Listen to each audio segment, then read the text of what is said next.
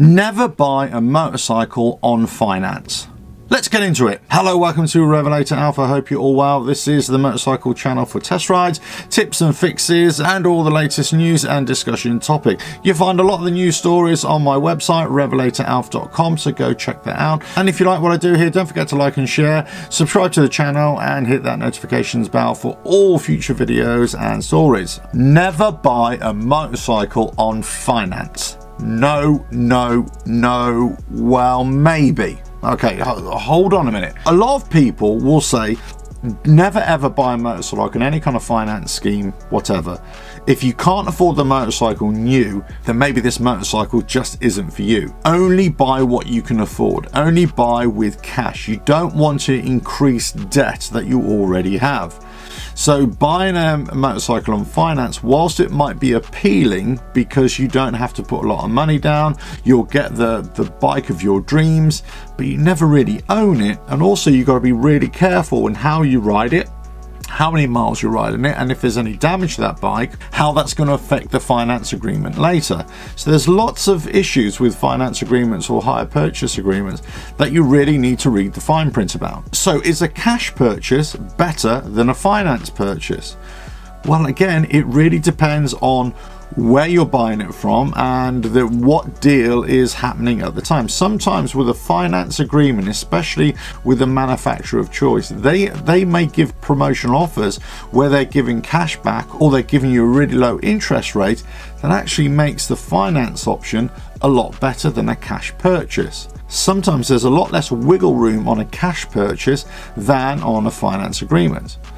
However, if you're going in with a cash purchase, then you know that that motorcycle is yours. You can do with it what you want. You can ride it as much as you want. You can damage it as much as you want. You don't owe anybody anything. Also, nobody can take that motorcycle away from you unless you want to sell it yourself, because you own that in its entirety. However, on a hire purchase or a finance deal, then that really isn't the case. You're paying monthly amounts just to offset the inevitable balloon payment which you have to pay at the end in the case of a finance agreement, or you're going to have to pay off the rest of the bike on a hire purchase agreement. The problem with the hire purchase and the finance deals, it really depends on what the interest rates are at the time. So as interest rates are going up and up in the current economy, then these finance deals aren't that appealing, or certainly they're a lot more expensive. Now, are they more expensive than an outright purchase of the motorcycle? Do they still enable people who cannot afford a cash purchase of a brand new motorcycle an ability to be able to buy that motorcycle and ride it? Yes, of course. So there's lots of benefits to financing. But if you're concerned about the ownership of that bike and also the outstanding debt on it, and also a future big payment that you're going to have to pay off just to keep possession of that bike, then I'd say stay away from the finance deal. It's just not worth it. There are also many benefits to finance deals and hire purchase agreements. In fact, my last motorcycle, I bought it, but I paid it off quite early. Then with my car, I did exactly the same thing. I let it run its initial course, and then I put a payment on it as well. If you're not quite ready to commit that money to the full purchase price of that vehicle, a bike or a car or whatever it is, then buying it on finance might be the best way to go. Also, buying on a finance is the best way to overcome depreciation on a vehicle. So let's just say you want to buy a really expensive motor cars or motorcycles. Actually, buying on finance and then changing it every year or every couple of years is a much better way than buying a vehicle brand new, then trying to sell it a year or two later, because you'll lose a lot more money on depreciation. However, on the finance or the hire purchase, you're just paying your monthly installment. So what you'll lose is, let's just say £3,000 or £4,000, dollars, shekels, whereas in depreciation you might lose 10, 15,000. It really depends on the vehicle itself. So you've got to look at how long you're intending to keep this vehicle. Do you intend to swap it out every couple of years, every 2 or 3 years? Then maybe the finance is going to be the better way to go, because you'll offset the loss on depreciation. But if you're looking to buy this bike as a keeper, then it's probably not the best thing to do. So you really need to do your research, you really need to do your sums, and it also depends on what specific deals a manufacturer or a dealership have at the time, whether that finance deal is going to work better for you or not. It also depends whether the finance deal is also going to be linked to an overall sales package and post-sales service package as well.